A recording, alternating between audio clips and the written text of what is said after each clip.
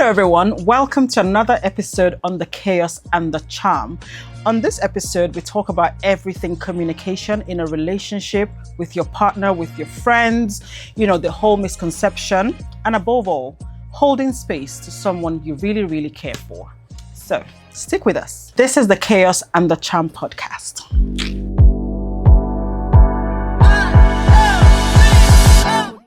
On this episode, I've got an amazing friend of mine. Well, he's not directly my friend, but then I stole him. So he's not. I bet his wife is going to be very jealous. But yeah, I've got Lumi with me. I call him Lumi. I don't know. Everyone else know him as William. Yeah. So I'll let him do his own introduction. My name's William, and very good friend of mine here. We're just pretty much here to support and just chat about a few things. There's nothing I ask of these people. They're always there for me. So I brought him on the hot seat today. Yes, indeed. And we'll be delving into life in general, communication, in friendship, holding space, in relationships, and all of that. Everything in between. And that brings me to my first question. When you think about communication in relationships, where do you see chaos show up often? Well, I think, as much as people like to say communication is key, communication is important, we don't talk about the reason why people shy away from communication too much. And we don't talk about the problems that comes with it. Because communication is pretty much a responsibility that falls on everyone in whatever relationship you find yourself. Sure. Whether it's spouses or friends or even work colleagues. Communication is key. It's important. But then, what are you communicating and why? So there's a lot of responsibilities that comes with it. So when we start looking at the responsibilities, then we start looking at potential problems. Why am I communicating with you? What burdens does it bring? And how do I communicate? So those are a few things that surrounds that subject of communication that most of the time we overlook, and most of the time because we overlook it, we don't give it too much thought. And because we don't give it too much thought, a lot of things are overlooked, and then we end up having problems. And then where the problem starts to come up, the way we react, the way we deal with it, it can get chaotic sometimes. Yes. Yes. I might have a simple message to pass across to you, but I might receive it. But you might receive it in wrongly. Yeah. It might be a wrong time for me to bring that message across. The tone or the manner in which I brought the message across might not be the best situated for that time and for the message that I'm passing across. So when you've got communication, when you've got something to communicate, there are certain responsibilities. There are certain things that you have to keep in mind. How do I pass it across? When do I pass it across? What are the circumstances, that I need to be aware of to make sure that the message is well received by the person that is, by the audience, and and also it's received correctly. I think for me, most people shy away from having a proper conversation or about something because it gets maybe confrontational or or not knowing what to say back to the person, and then it might come across as an insult. Or that happens as well, and I think a simple situation can spiral. And what can do that is messages being passed across, and even if it's the right message, it can be received in the wrong way. Okay. And the recipient also has a responsibility on how they react. On how they react, yes. So if they react, we're more mature than each other, some people can actually understand the message regardless of how it's being passed or whatever, and then obviously give the grace to say, I understand what you're trying to say. It might not be the best time for you to say it, or you've not said it the right way, but I get the message and I appreciate it. Whereas somebody else can be like, who asked you? Why now? Becomes heated. And then, exactly. So Okay.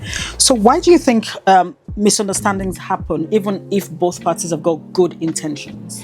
All right. Okay. I think we touched on this one briefly.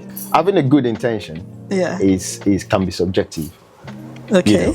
What's good to you, what you think is a good intention for you, might not be what I see as good intention. Yes, we've got a common goal, but the way we go about it might be different, and that's mostly because we are naturally wired differently.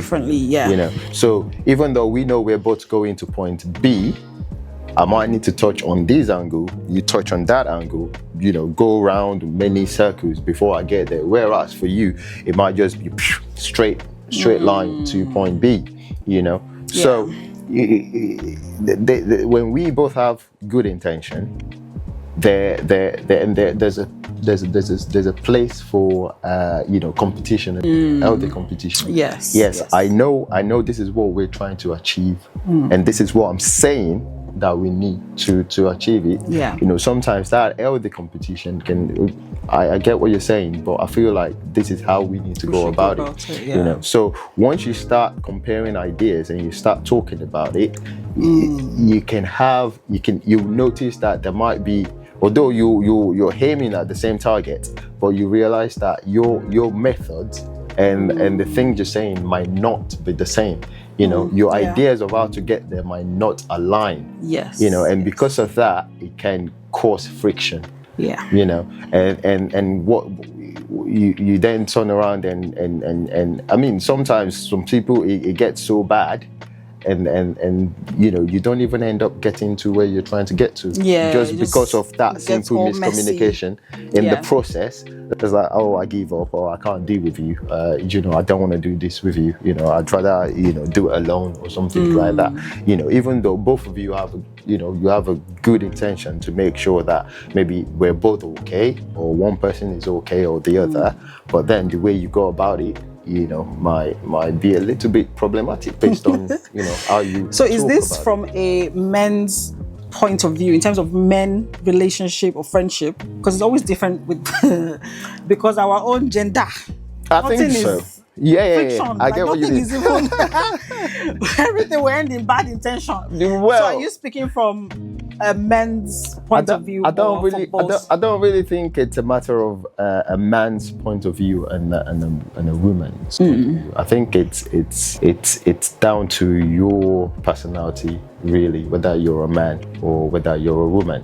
I mean, I always get it's funny to me when people say, oh, it's from a man's perspective or it's from a woman's perspective. What determines or what defines man's perspective? Because you have men, or you have some men that pretty much behave like women, and you have some, vice versa. True.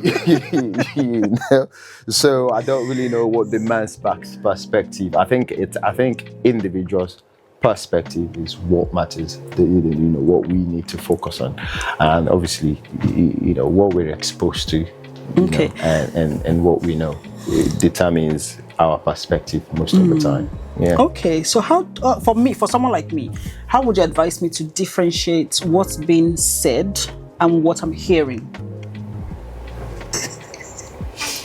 I don't really know what the right answer would be. I don't know what the right answer would be for that. But I think being able to receive, is also very. There's a responsibility there as well. It's very, very important. If someone says something to you, and even if you feel offended by it, it's always very helpful to take a step back and not be reactive straight away.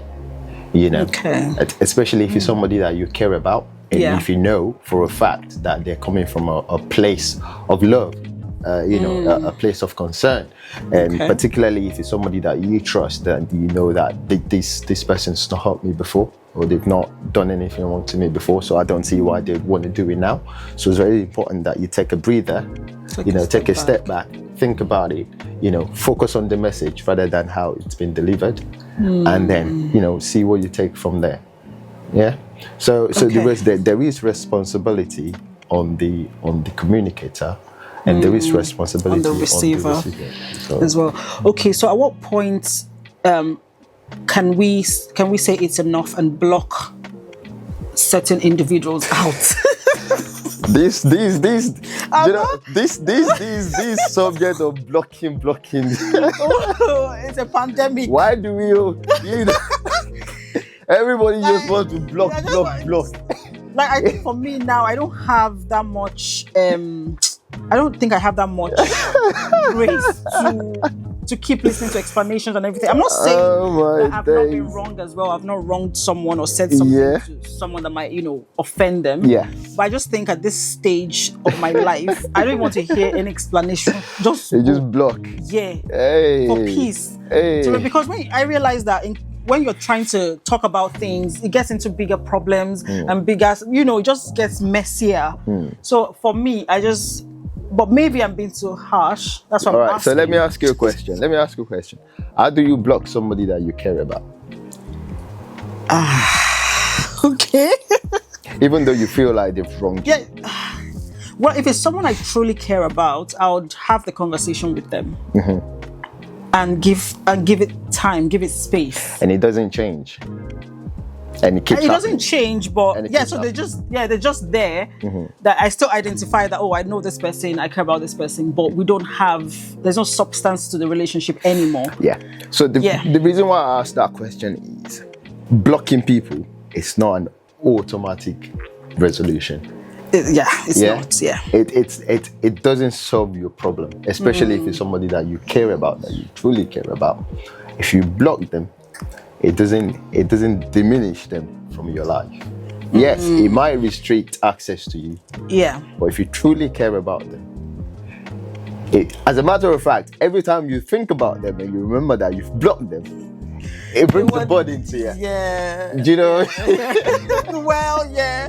Not all the time. If I don't care about, if I don't like you, that's what I said. If it's somebody if you care that about, you care about, yeah. It's somebody that you care about. You still bear that burden. It doesn't go away. So blocking them is not. You still, whether they're there or they're not there, you're still kind of dealing with them, maybe indirectly. Okay. So, but I get what you're saying. That I don't block people. Okay. But I can cut people off without physically or necessarily blocking them or restricting them or whatever. I just don't pay them no mind. Okay. It doesn't mean they can't reach me. It doesn't mean they can't have access to me if they need to. It doesn't mean they're not gonna see my status. Okay. It doesn't mean they're not gonna see what I'm doing. I just don't pay them no mind. Okay. To me, I maybe it's a little less dramatic, but it's in here for me, And you don't feel you don't feel the need to want to address it because you can still see them. Absolutely, to them on the surface, everything still seems normal. They might notice that my interaction with them is dropped or reduced. They might notice that if they're observant enough, but if they're not, but I don't physically, I won't physically, because these days when people will know when you block them off. Yeah, because they can't see certain things anymore. They will know. They'll know, and it's not like I'm scared of doing that. Well, I just don't want to have that. I don't want to create that, that scenery, where they can physically or evidently say, oh, he's blocked me here, or he's blocked me there, or see that's yes, truly that's I can do that, but do I really want to explain myself to people now saying, oh, you said but I think some people thrive better if they can't see the person, or if they can't. Some people, Like, I think it helps to know that, okay, this is dead and gone. Yeah. But if you keep seeing the person, whatever they're doing or what, it distracts you and makes you even feel even more upset that, hey, so after what this person did last week, I still did. But why? It's natural. I think it's just natural human feeling. Maybe from a lady's but here's the thing. But here's the thing. You're the one, cutting them off. You have that power. Yeah. To either block them, or it's just for me. I don't need to block. I don't need to look at. I don't need to, even if I see their status or whatever. It's I don't pay them no mind. It doesn't do anything. I don't pay them no mind. And if they see mine, and they like it or they don't like it, I don't. It doesn't bother me. But for some people, that barrier is important for them. Yeah. Not being able to see, is important for them, and maybe for them, out of sight is out of mind, kind of thing. So, but for me, it's everything is in here. It's just my mind. I can be seeing you there and not seeing you. True. Yeah. True. So true. that's how I deal with stuff. Okay. So okay. I prefer when it's less drama. I prefer when it, and my friends, people who know me, they know. And Okwe knows when I've cut people off. She knows. Of course she will. So at least when you cut me off, she will let me know. She can sense it. She'll let you know. Okay, so in light of all of this, what does holding space mean for someone? To me, I think holding space should mean the same for everyone. Okay. Rather than what it means to me. I think I think it's a simple concept that should mean the same for everyone. I don't really think I don't think it's the definition to it is subjective. Holding space to me simply, to everyone. What I understood it to be is just being able to have space to accommodate the other person. Excesses, and to be able to make sure that you create an healthy environment for them, for what their needs and their emotions, and being able to accommodate them, basically. Okay. Whether in their good times or whether in their bad times. So that, to me, that is almost as though when you say there's a spare storage, so there. Okay, in the storage thing that you mentioned, we do have, like, our phone tells us the storage is full, delete. Yes. So what's the capacity for holding space at the same time? Understanding that, okay, I care about this person, accommodating their excesses. At what point do you say, I think I'm no longer holding this? Maybe they're just taking the piece or they're overflogging things. At what point do you not hold space anymore? It depends on who we're talking about. Okay. It depends on who we're talking about and what the circumstances are. Okay. I don't think there's a straight, direct answer to that. And the reason why I say that is there is no limit to our mental capacity. True. Every day, every year, our mental capacity keeps stretching. Yeah. Unless there's a medical condition that obviously trumps the natural way of things. You can never have too much space. In your mind or in your head or in your heart for people. You know what I mean? Somebody that you think today you don't have that space for, something might happen, circumstances might change, and tomorrow all of a sudden you have massive space for them. So where's that space come from? True. So I think there's no limit to how much space you can have. It's just a matter of who is the space for and why. Okay. And in what capacity am I creating that space for them? That makes sense. The amount of space that I've created for my wife is different to Yeah. what I'll dedicate to a friend. She needs a full Absolutely. container of Yes. Yeah. Or as a matter of fact, a work colleague. You know what I mean? Yeah. Do I even want to create space for a work colleague? Yeah. Do you know what I mean? To start with, you have to evaluate the level of the relationship. You do, absolutely. And you know, all of a sudden I'm dealing with A, I have no space whatsoever.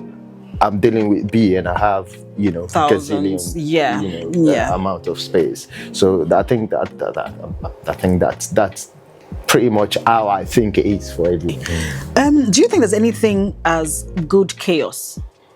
Someone said sometime that as much as chaos seems like storm and trouble and all of that, we still need a level of chaos in our lives to thrive. Yeah. And why do you think that's important in, say, real intimacy or friendship or, you know, in marital life or anything in general? Why do you think we need it? It's actually a very funny concept because chaos generally is good. Yeah, that's what I heard. Chaos generally is good. Yeah. You know, there's the concept of good and there is the concept of bad. You can't measure what's good if you don't have bad. Yeah. Oh yes. Do you understand? Yes. Yeah. So I think chaos sometimes, you know, is necessary.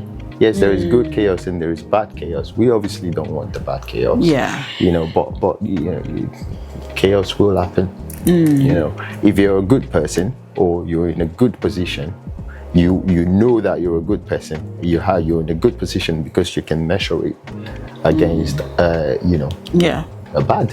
True. You know, so good chaos is very important because it keeps you on your toes. Yeah. You know, and some people benefit from it.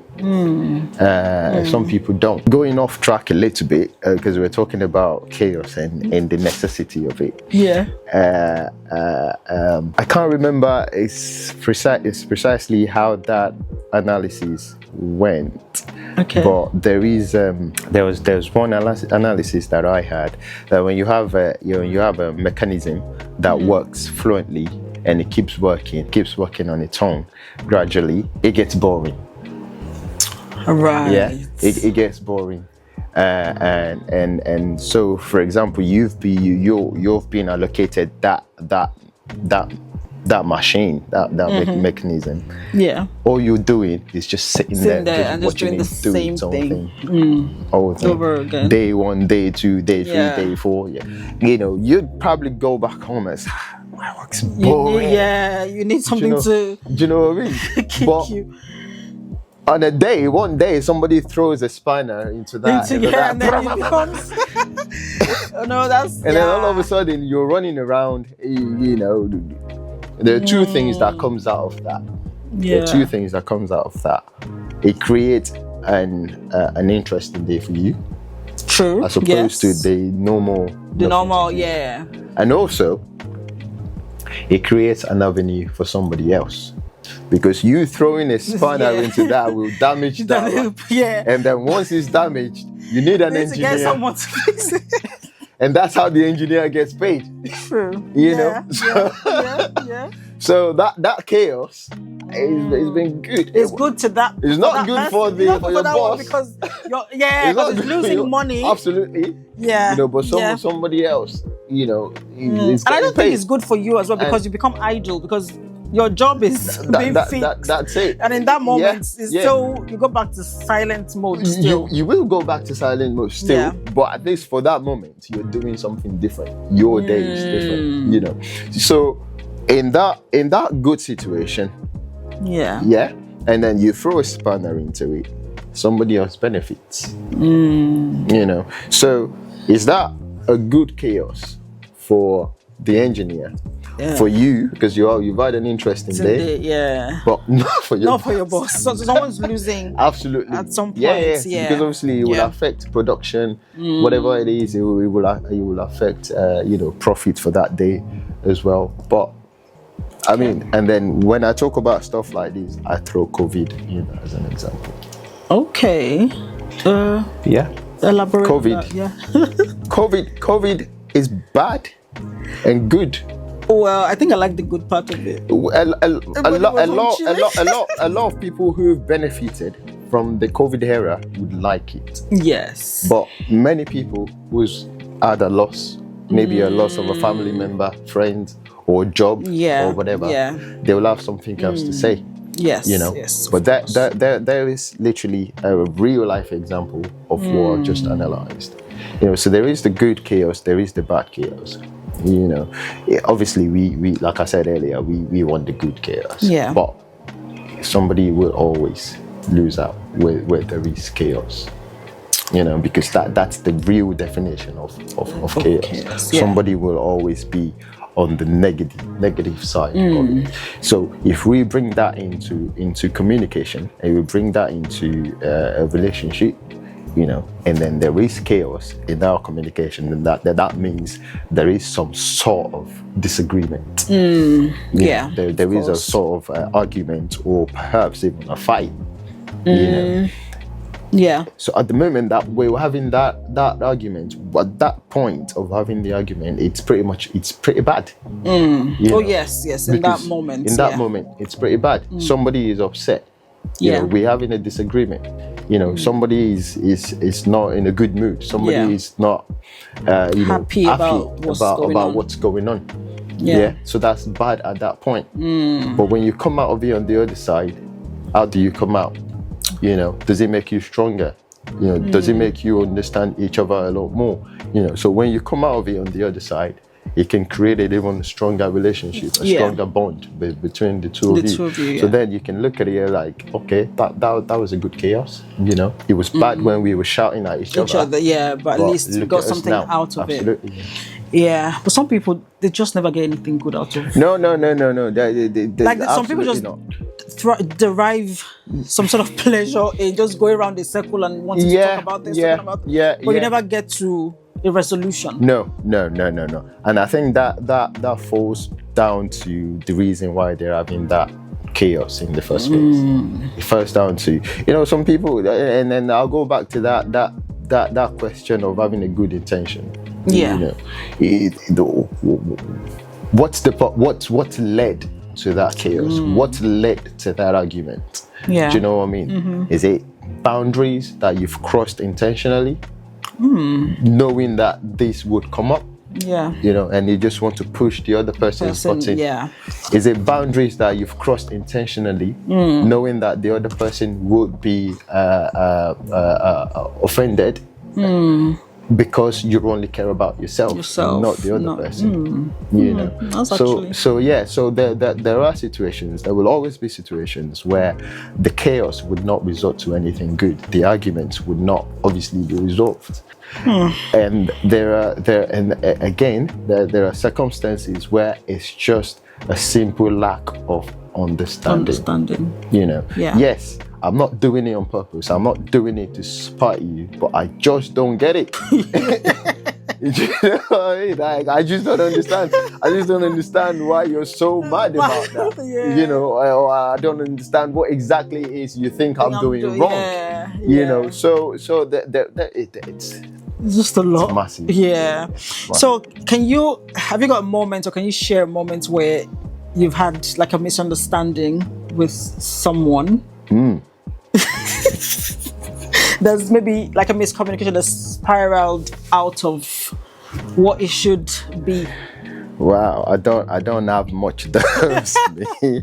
I don't. Again, like I said, I don't really like confrontation. I try to not shy away from it, but I try to avoid it as much as possible. Because I don't like burning bridges. I don't like burning bridges, so I try my best to avoid being in situations where we'll have a big argument or whatever. And like I said earlier, rather than me doing that, I just cut them out. You know, we had an issue. And we talked about it, and you just don't get it. You don't see where I'm coming from, or you don't respect it, or you keep doing it. You know, I don't have that much energy, you know, to either keep going over the same thing, or to let it spiral into a confrontation. I just remove myself from that. I remove myself from that space, you know. So I don't have too much of those experiences. When it comes to me and my wife, obviously I can't cut her off. You have to have the conversation. So we have to, because I am tied into that space. Yes. So I would say, if I were to use anyone as an example, or any situation, it would always be me and her. Why would I want to be shouting with a total stranger, or with a friend who doesn't bring anything into my life? True. It's not worth it. I just remove myself from the space. But there are certain instances where myself and my wife, we've had a big argument. Especially when we were newly married. Always the newlyweds. Trying to. I mean, don't get me wrong. I appreciate those. We don't have much. We don't have much. I think it's important to have those little conflicts. Absolutely, We don't have much of those now, and I think it's because of the many ones that we've had. So now you're able to navigate things better. Absolutely, and that's the thing especially with Christian youth and whatever. You don't really go into that much depth before you marry, because you don't have the opportunity to, and you find out that a lot of things you will discover after you've married. And it might not be what you expect. And it's like, where's that coming from? Why'd you do that? You never used to do that. You just never saw it because you didn't live with me. There's always those moments. I never knew it was like this. Exactly. So we're now in each other's space. I can see everything that's going on. There's always the friction. Exactly. We're getting the same letter. We're getting letter in the same letterbox. I'm seeing, I'm seeing your statements. You're seeing my statement. I'm like, why are you spending that much on that? Do you know what I mean? It's like, do you think you should be spending that much? And then the other was like, that's how I spend my money. It's like, do you? Why would you even look at each other's statements? But why not? Why not? To avoid things like this. No. We cannot avoid things like this. I've told you that I've gone somewhere. No. You're seeing statement of buying bag of maybe 200 pounds, and you're questioning me. No. I wouldn't want that. Why not? I don't know. No. So one thing, for example, we're much better now, but one thing my wife didn't know how to do was ask me for money. Okay. Yeah. And it's I found it really weird.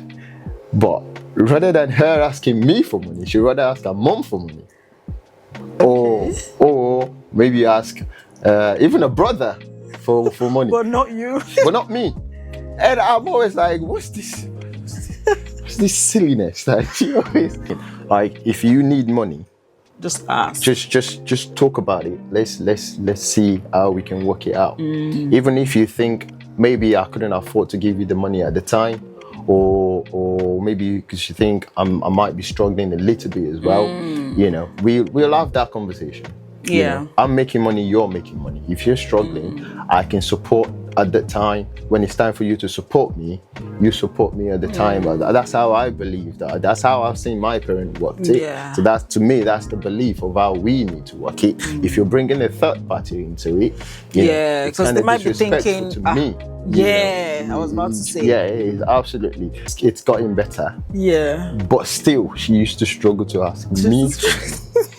Even when she knows that I've got that money, she still struggles. So, but it doesn't cost as much. No. It doesn't cause as much issue now, because I just sort of like figured it out. That's just the way she is. The reason behind it, I don't know, but I just felt like, I suppose that's the way you are. And she tries. You know what I mean?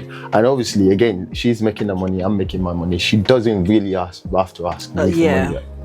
That you know, or ask anyone for money that often. So the issues not come up like that, before. You know, like too that much. makes sense. However, now I think she's good at it. She asks me for money now like nothing. She doesn't have a choice. I mean, especially that's nice. when baby number 2 come, like you're not.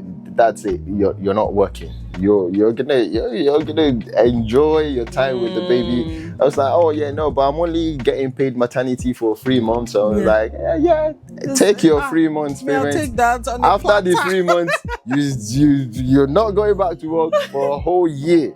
You know, if you like, ask me for money. If you like, don't ask me.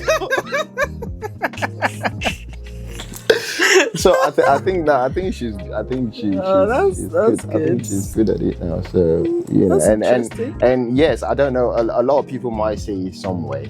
You know, it makes me feel good that my wife can ask me for anything. And it takes away the worry of you thinking she's gonna go outside. Why do you think? Why am I doing this? Do you know what I mean? If you don't feel confident to ask me for something, why am I doing it? Yes, I sometimes I know when you have that need, and I mean we had an agreement. I was like, this is how we're gonna do it every month, you know. But sometimes even beyond that, I can see that there's still something, you know, that I need to do more. Maybe some expenses just cropped up out of the blue, and I can see it. I'm like, what do you want to do about that? Yeah, we need this, we need that. There you go. You know, but sometimes I don't see it, and you know, it's up to her whether she asks. Or not. Yeah, that's interesting, and that's another twist to communication. Yeah, as a partner and as a friend and all of that. Certainly. Yeah. So in line with, you know, the last thing that you said in terms of partnership, you know, yourself and your wife, what practices or do you encourage for couple to have who wants to listen without getting defensive? I think it's just it's a matter of intention. If you know for a fact that this person loves me and care about me, they can't do me, or they're not trying to do me any harm. It's going to be easy for us to practice that intentionality, you know, to make sure we avoid even a bigger chaos. In doing that, I mean, sometimes role play can help. You know, if you're somebody that, you know, you've got a very short fuse, you know, you can just role play. You know, like, oh, if you say something to me, I'm just, you know, you're just gonna approach it in a certain way or whatever. I mean, you can do it yourself, or you can even role play with your partner. You know, like say something to me that will make me angry, and then let me, but what if, you know. Yeah, but you know, but in that role play thing, because I know that I'm doing a role play, I will not let you upset me. But when the real problem comes, everything matters. See, that's the thing. That's the thing with that's the thing with role play. That's the thing with intentionality. You know, sometimes when you practice something very often, you know, you become that character. That character, true. You know, and then in a true real life event, you know, you just remind yourself that, you know, this is what I've been practicing for. You know, and you just let yourself sink into that character, and just you know, pretty much take a chill pill. It's easier, you know, because you've practiced it, you've role played it a couple of times. You know how to carry yourself. You know, and you know the reason why you're doing it. You know, and I think one thing that I always say is there is no, and I know everybody knows that everyone knows that there is no perfect relationship. Yes. You know, it doesn't even matter if you've been married for 50 or 100 years. It doesn't mean your relationship is perfect. You know? True. I mean, if relationship between God and man cannot be perfect, or it's not perfect, who are we? How much more humans? Do you know what I mean? Yeah. Who are we? You know, where are we gonna get that perfection from? Yeah. You know, yes.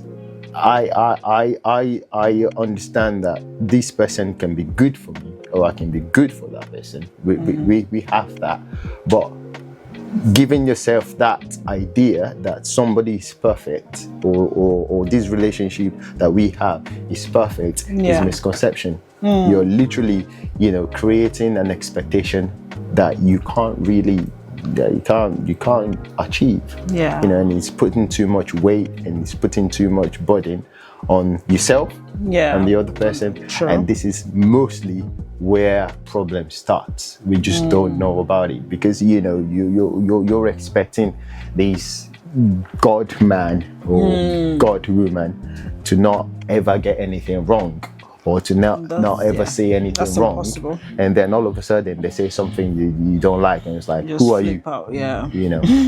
so yeah. Okay. And my last question. Oh, we're there already. Well, I feel like we're just getting started. well, you can feel free to ask me as well, to ask me any question. We'll see. But so, how can someone communicate their needs without feeling like they're adding to the chaos? Okay. So say maybe there's already a situation, but I need to communicate something, but I don't want it to seem like I'm adding to the problem on ground. Is there a way to differentiate? If it's a big ask, you're adding to the chaos. I mean, if we've got a matter on the ground that we've not settled, that we're still looking for an ideal space and time to discuss it. Yeah. And then you're coming with remote demands. I mean, just scatter the whole thing. you just scatter the whole thing. Not necessarily. Not necessarily. I think again, it's a matter of care and respect for each other. You know, and again, understanding, and it goes a very long way. And you know, I might be upset at you and you don't know. Yeah. Do you know what I mean? Yeah. You might have done something that I feel like, why would he do that? But I've not had the time to bring it up, or I've not had the time or space to talk discuss about it. And it's there. I'm brooding. You know, but you don't know. Although for me, it's very easy to know because I can't fake anything. When you're upset, if I'm upset, you most can see it on your face. You know, but some people, they can be upset and you never know. Oh yeah. Until you know, maybe they've had it up to here, and then they explode.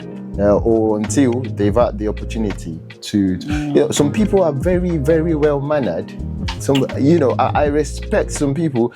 You know, they are. But you just would not know. I know someone like that. Like, we're always keeping up appearance everywhere we go. You just would not know until maybe the circumstances that create that opportunity to sit you down. I'm like, this I'm not happy about this thing. This is something that you've done that I'm upset about, and they're like, I didn't know. You know, I had no idea. For somebody who knows me well, they will see that and they'll be like, oh God, what's up? You know what I mean? Like, what's going on? And for people who knows me even more, they be like, oh crap. So what has you know, just because don't ask him anything. Yes, exactly. And when I'm like that, it's best to avoid asking me anything, you know, because that will create situations that I always try to avoid. Okay, what if the thing they're asking needs to be dealt with? Should they write it in a piece and come and drop it? If it's something that needs to happen, and you have to ask it, you will ask it. But you will. Yes. But if I explode, we have to take it like that. So you're someone that, if you're in that point, which you need time, you need space. I don't need time. I don't need space. Okay. I just need to talk about it. You know, I need to talk about it. When I'm upset, you will know. Okay. And once you know, we talk about it. You know, because it can be the worst thing that you can do to me. Okay. But talking about it resolves it for me. Okay. So are you someone that talks about things in the time where it's happened, or you still need Sometimes it needs to be said, you know. and move on.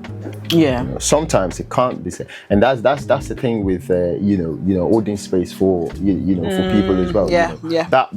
That space, that space is not is not a space like, oh, when we get home, or when we get into the car. Yeah. You know what I mean? It can be sometimes it can be dealt with right there and then.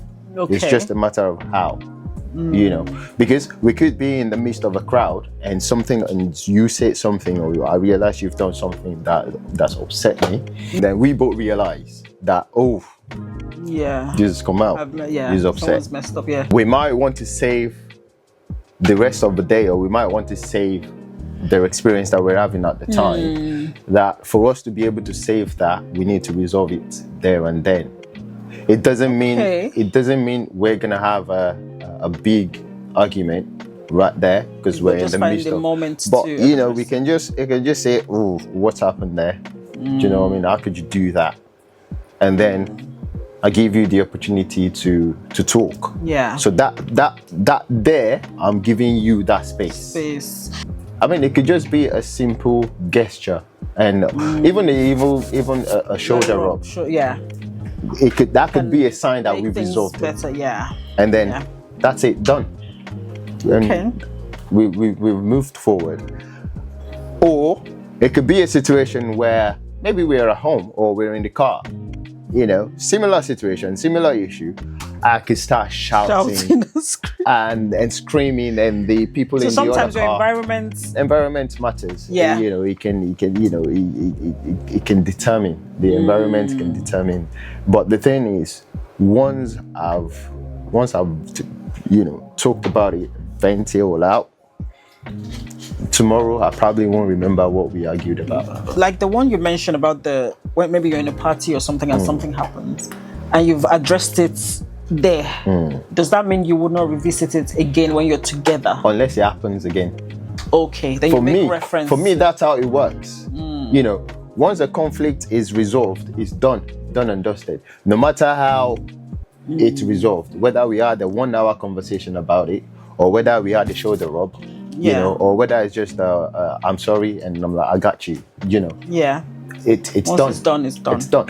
What can prolong it is how you react. Yeah. If I'm upset and I've said my piece, and maybe you try to intellectually defend it or navigate or whatever, and all of a sudden I'm feeling stupid about bringing it up, and then I'm like, no, I don't think so.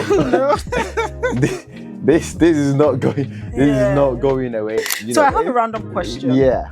And this is in relation to this, Japa people. Right. But in recent times, we've heard different kind of stories. Yeah. I know. Separated now, or there's a problem somewhere, or my husband has done this, my wife has done this. I'm taking him off my. What's this thing? COS. Whatever it is. Visa stuff. Yeah. So what would be your advice to those people in terms of dealing with conflicts?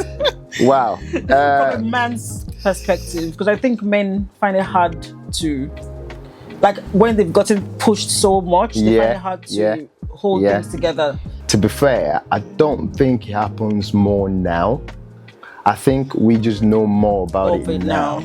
Well, social media stuff. Absolutely, yeah. At least before the new social media era, before the new Japa era, I've already been exposed to few of these instances from years and years ago. It got a little bit close to home because one of my very good friends at university, his parents were in that. To me, it was a very sad situation because at university then there were only 3 Nigerian boys in the whole university then. Well, no, in my set that I'm aware of. Wow. 3. So myself, him, and another guy there, but he was my very good friend. And every time we went to his house, there's always this sort of energy. You can tell that there's hostility or something. I'm thinking about it now, and I'm like, wow. I mean, up until today, is not married. I don't even think if he's in a stable relationship. Oh, so and the thing with his parents affected him. Yes, he's always, and even then, he's always said it that he didn't think he was gonna get married. Oh wow! And I always say to him like, nah, once you get to that, you'll be alright. Yeah, but you can't. But up until now, I have not received wedding invitation. Oh, bless him. You know, so I feel like, you know, it's a big issue, and beyond the parents, especially when kids come into it. It goes beyond the husband and the wife. You have to consider the kids as well. But, you know, back to my point is, it's been happening for decades before now. We just don't really know about it. So it's not something new or something that is, you know, more popular now, but we're more aware because we're seeing it on social media and that. But the advice for them, it's difficult because, you know, you can't really advise because you don't really know what they're dealing with. You know, you don't know what they're dealing with. You don't know why they've ended up in that situation, and you don't know what the circumstances are that are surrounding, you know. Yeah. And again, you know, once if someone's mind is zeroed in on a certain point or a certain instance, it's very difficult. They didn't just wake up that morning and that happened. They've had a journey and they've gotten to that point, you know, with one person treading a path and the other person treading a path, and they both got there. And it becomes... Yeah, so unless you're in that situation, you can't advise. You really cannot advise it, you know. We don't like to see it, you know, because you've worked hard, you've gotten yourself out of whatever poverty, whatever in Nigeria or whatever, or Africa, wherever you're coming from. You've found yourself you know, here where both of you can work together and take opportunity of where you are and build a team and build a better life for yourself and for your children. But, you know, again, like I said, one party might be focused on self, just me. This is what I want, you know, this is what's happened to me back in the days, and now I feel like I'm in a position that I can retaliate, or I feel like I'm in a position where I can take things into my hands, and then I'll just do as I like, whatever, you know. So different situations, it might be the man, it might be the woman, you know. And again, money is you know, is a big issue when we come to this. Back home in Africa, men had more say generally because they are seen as the breadwinner. They bring the money home, and when you bring the money home, you have more say. Woman can't really say much. You know what I mean? And now you're in a country where very easily the woman can be earning more than you. You know, very easily. An ego absolutely. So you can't talk to me like that anymore. Another instance, this one I didn't even know, is another one of my friend that rang me. This was maybe last year or 2 years ago. You know, they were fighting, and one of them called the police. And here's the thing, you both were fighting. You watched the other person call the police, and you carried on fighting until the police got there, and you had a knife in your hand. And then the police got there with a knife. I don't get it. What are you both trying to achieve? So the whole thing turned on. And so the man got arrested. And now they're looking for a lawyer, and then they called me. I'm like, that's not the kind of law that I do. That's not my area. But then that's the situation where, you know, they keep finding themselves. Yeah. And, you know. Do you think speaking to a therapist would make things better in some of this situation? Because I know Black people, they don't like to speak to a therapist or even go to a therapist. Yeah. The option of therapy only works for people who want to be helped. Yeah. You know. So if you get to a stage where you accept that you need therapy, that means you want to be helped. There's a start point. As a start point, because, you know, if you don't agree that, you know, there's a need for therapy, then that means you've not seen that there is a problem, Yeah. or you've seen that there's a problem and you don't want that problem to be resolved. You know, so that's one thing. So for me, I always say for Black people, obviously because I'm more exposed to their mentality, to get to therapy, that means at least to an extent both of them want to get that issue resolved, or at least seems like they want to get it resolved. You know, because not everybody that goes to therapy are actually honest about going to therapy. They might just want to go so they don't look like they're not trying. They don't want to be the Alasheju of the situation. True. So you want us to go to therapy, let's go to therapy, even though I know that let that be the best therapist in the world, I am not gonna shit. You know, so that's why I always say that for Black people, therapy will only help those who want to be helped. You know, and I don't know if these apply to pretty much human in general. So yes, when you're both open and you're both intentional, because don't get me wrong, some people need help, some people need hand holding. You know, some people need the third person to highlight what this person is trying to say, or what this person is dealing with, because maybe they're poor in communicating how they feel, or you know, or maybe the way they communicate it is not, you can't receive it because maybe you yourself, you're a poor receptor, and you just can't take what the other person is saying. You know, because you know, sometimes we talk and we think we're saying something. However, the person you're talking to cannot hear a word because not even assimilating. Absolutely. You know, they can have you know, their emotions can actually be a blocker, you know, because the fact that my partner is upset, I'm already getting emotional. Even if it's my fault or someone else's fault or whatever, I'm seeing you upset now, I'm getting emotional about it. And nothing you say to me at that point is not entering. You know, so there's a lot of different factors that can come into it.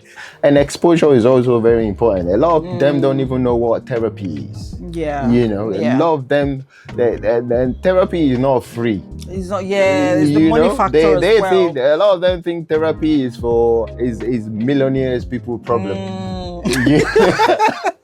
Well, you know, like you're talking about therapies because you're rich. Because it's not free. You have to pay for every hour that you speak to someone. Absolutely. So to them, it's not even an option, you know, because they're not exposed to that life. They don't think it's pretty much is readily available to them, you know. And then again, when they realize that it's available, then they don't think it's worth what they pay for it. You know, so there is that.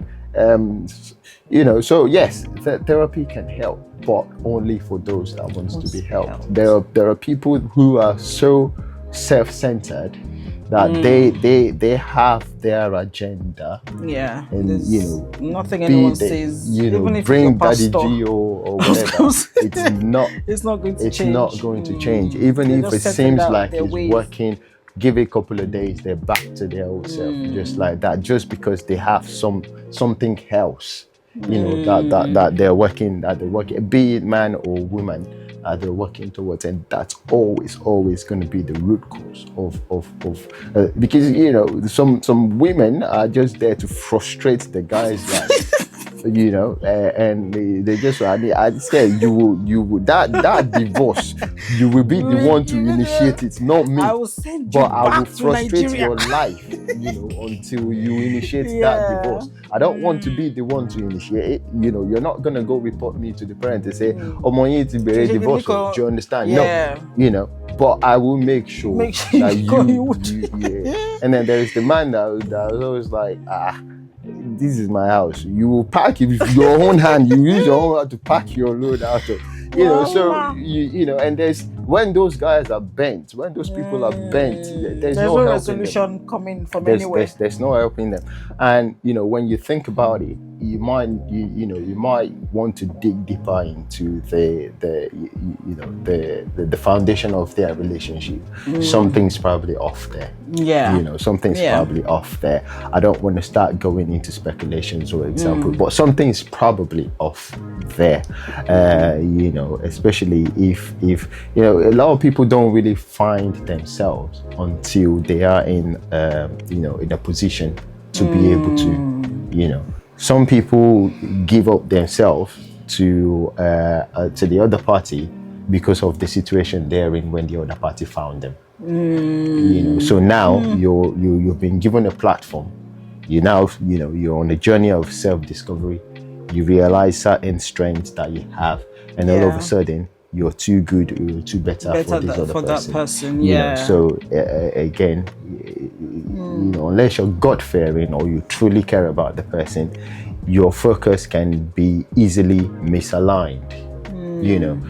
Rather than you focusing on, this person's brought me here, tush me up for better life. So now I'm doing good. I have this strength. I have this opportunity. We're gonna build each other up, to get to that. Or they might just be like, I'm here now. I'm too good for him. I'm gonna keep focusing on myself. I'll build on myself so that I keep getting better than him. And then once it's time, or once I'm in a certain position, it'd be easy for me to just walk away and find somebody that I feel like is on the same wavelength. Or, so that's on my radar. So I think most of the time, remember that their husband looks like a bushman. Correct. Absolutely. Yeah. Definitely. And then the man might just be thinking, I can afford 10 side chicks now. Problems of the world. Yeah, exactly. I've settled for you because I can only afford your kind of girl, and I've married you without kids, but now I'm earning thousands of pounds. Better. Let me find that. But then they're going into from £5 to another. They don't think about it, or they don't know that because they're more focused on the other things. Again, we're speculating, but the issue could be anything. Okay. Thank you very much for your time. You've shared, you've poured into us, me, and our viewers. And Indeed. So some of the things I took from what you've said, being intentional in your relationships, holding space for someone you care about. Not necessarily blocking people or cutting people off. No, well, you can cut people off, but not necessarily blocking. For me, yes. But still maintaining your stance on that relationship. So you don't have to overstretch yourself. And is there anything else I'm missing? I think that's pretty much it. I think that's so in your daily relationship and everything, just be intentional. If you truly care for someone, if you truly love them, hold space for them. And communicate better, like effective communication, and also practice active listening. So when someone's talking to you, take that moment to actually hear. Role play. I'm always good on that role play kind of thing. Practice role playing on how you can reactive how you deal with nature and all of that. Resolving conflict. So thank you so much. And this is it on this episode. Thanks, Lumi, for coming, and thanks Okwe for releasing Lumi to come and sit with us. Thank for having me. Right. So we've heard from Lumi on effective communication, being intentional in all of your relationships with your partner, with your friends, your loved ones, also particularly holding space for people you truly care about, extending yourself a little bit more to those set of people, and also that japa people, take things easy, communicate effectively, both spouses practice active listening, understand, hear what your partner is saying or what your friend is saying, and generally have a good relationship. And again, you don't have to block people. That's one of the advice I took out. You don't have to block people. You can, cut people off and still seeing them, their everyday life, whatever, but not accepting disrespect to yourself. Keeping your boundaries up. And yeah. So until next episode, please subscribe, like, comment, share. Thank you. Bye.